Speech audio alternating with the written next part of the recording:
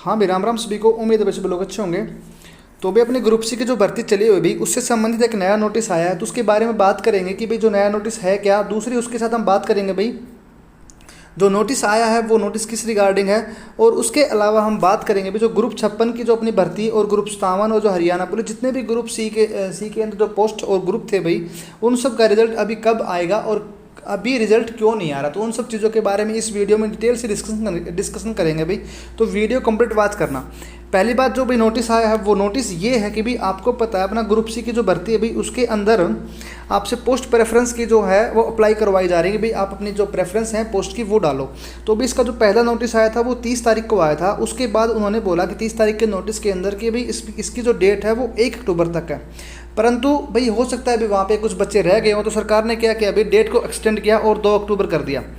अब भाई सरकार ने बढ़ा के 2 से भी आपको 3 अक्टूबर को रात 12 बजे तक आप इसको जो पोस्ट प्रेफरेंस का है जो फॉर्म है वो अप्लाई कर सकते हो, यानी कि जो प्रेफरेंस है वो आपकी दे सकते हो।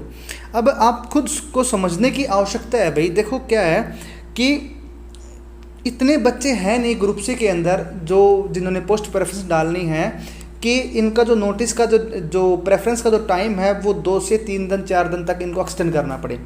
ठीक है, क्योंकि अभी उन्होंने आज के डेट तक 3 अक्टूबर तक का इन्होंने टाइम दे दिया।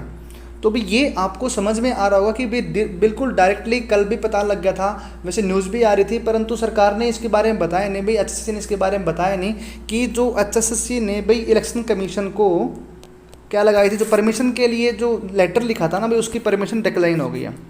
ठीक है, साफ साफ तो ये। दूसरी बात क्या है भाई, ये जो सारा का सारा जो पोस्ट प्रेफरेंस का जो तरीका था ना भाई सरकार का, ये एक पॉलिटिकल स्टंट था मेरे अकॉर्डिंग। मुझे लगता है पॉलिटिकल स्टंट में भी ना हो, परंतु ये पॉलिटिकल स्टंट था। लग क्यों रहा है भाई, क्योंकि डे बाय डे ये डेट को जो है इंक्रीज कर रहे हैं पोस्ट प्रेफरेंस के लिए।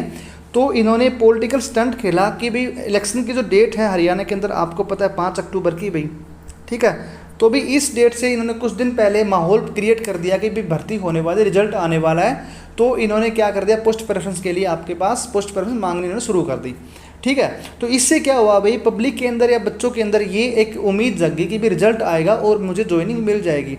ठीक है, अगर ज्वाइनिंग नहीं भी मिलेगी तो कम से कम रिजल्ट तो आ रहा है। सरकार को इससे क्या बेनिफिट हो रहा था भाई, जो पावर में सरकार थी पहले उसको क्या बेनिफिट हो रहा था भाई, उन्होंने इसका जो पोस्ट प्रेफरेंस का लिंक जो अप्लाई करवाने के लिए बोला है, तो उनको इसमें क्या फ़ायदा हुआ कि बच्चों को लग रहा है रिजल्ट आएगा।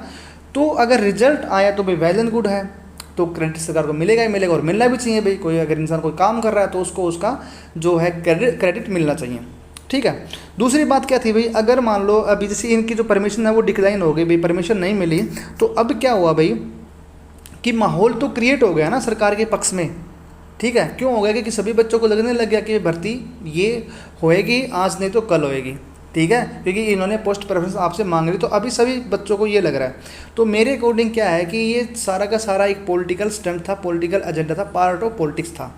ठीक है, एक बात। परंतु हम क्या है भाई, हमें तो एक स्टूडेंट हैं, हम तो एस्पिरेंट हैं, हमें तो क्या चाहिए, हमें अपनी जॉब चाहिए। तो हमें कुछ लेना देना नहीं है भाई सरकार से कि सरकार किसकी आए सरकार किसकी नहीं आए, हमें अपनी क्या है अपनी जॉब मिल जाए, दैट्स ऑल। उसके अलावा हमें कुछ नहीं चाहिए। अभी क्या है कि जो रिज़ल्ट है आपका, जो दूसरी बात मैं बता रहा था कि भाई रिज़ल्ट आपका कब आएगा कब नहीं आएगा, जो रिज़ल्ट है भाई आपका, तो ये तो साफ़ हो गया है कि भाई अभी जो रिज़ल्ट है 8 अक्टूबर तक तो बिल्कुल नहीं आएगा। ठीक है, परंतु सोशल मीडिया पे आपने देखा होगा कुछ लोग बोल रहे हैं कि भाई 9 तारीख को रिज़ल्ट आ जाएगा। भाई 9 तारीख को रिज़ल्ट कैसे आ जाएगा। अभी कोई भी सरकार, अगर मान लो सरकार बीजेपी बनती है, कांग्रेस बनती है, कोई भी सरकार बनती है, तो 8 तारीख को तो उसका रिज़ल्ट आएगा। 8 को रिज़ल्ट आएगा, यानी कि कम से कम 10 से 12 तारीख तक तो उनका क्या होएगा भाई, जो शपथ ग्रहण होगी सीएम की। ठीक है, और भाई बिना सीएम के आदेश के, बिना सरकार के आदेश के, तो भी HSSC के जो चेयरमैन हैं अपने हिम्मत सिंह जी, वो भी आपका रिजल्ट डिक्लेयर नहीं कर पाएंगे। ठीक है, तो क्या है कि जो कुछ लोग जो भ्रम फैला रहे हैं भाई कि 9-10 को आपका रिजल्ट जारी हो सकता है, भाई पहली बात तो 10 से पहले आपका रिजल्ट, 10 अक्टूबर से पहले आपका रिजल्ट बिल्कुल भी डिक्लेयर नहीं हो सकता। परंतु मैं खुद चाहता हूँ भाई कि रिजल्ट डिक्लेयर आ जाए, पर सिनेरियो ऐसे होंगे कि आपका रिजल्ट आपको नहीं मिलेगा। क्योंकि कोई भी इंसान हो, जैसे अभी सरकार जिस भी पार्टी की भी आएगी, तो भाई पहले वो क्या है वो अपना काम करेंगे। ठीक है। बाद में साइड में जो पब्लिक के काम होंगे वो देखे जाएंगे। तो पहले उनकी शपथ ग्रहण वगैरह होगी।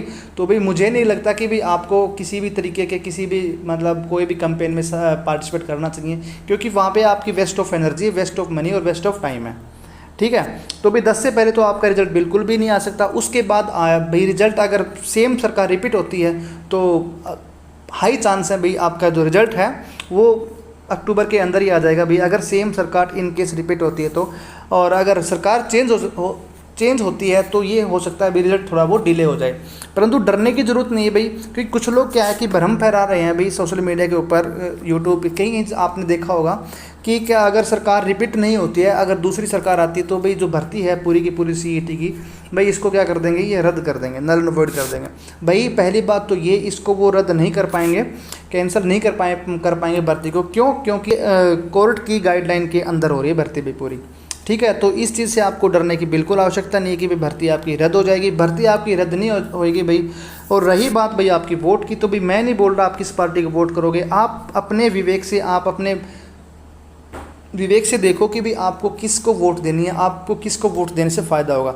हाँ, मैंने आपको डायरेक्टली इनडायरेक्टली सब कुछ समझा दिया है भाई कि आपको रिज़ल्ट कौन जल्दी दे सकता है और कौन जल्दी नहीं देगा। ठीक है भाई। तो रिज़ल्ट के बारे में चिंता करने की ज़रूरत नहीं है, आपका रिज़ल्ट श्योर आएगा भाई, 100% आएगा, चाहे सरकार किसी की आए या ना आए, सरकार किसी पार्टी की भी आए, आपका रिज़ल्ट बिल्कुल ज़रूर आएगा भाई।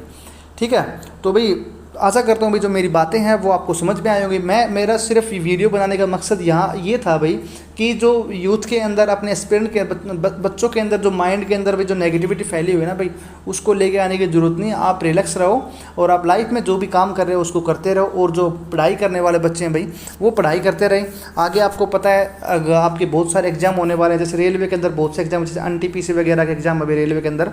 उसके अलावा भाई SSC के सीजल के एग्जाम चले हुए हैं। जिन बच्चों का प्री थोड़ा बहुत भी ठीक गया है, यानी कि 120 प्लस के आसपास अगर उनके नंबर बन रहे हैं, ठीक है, तो भी उनको मेंस के लिए प्रिपरेशन करनी चाहिए।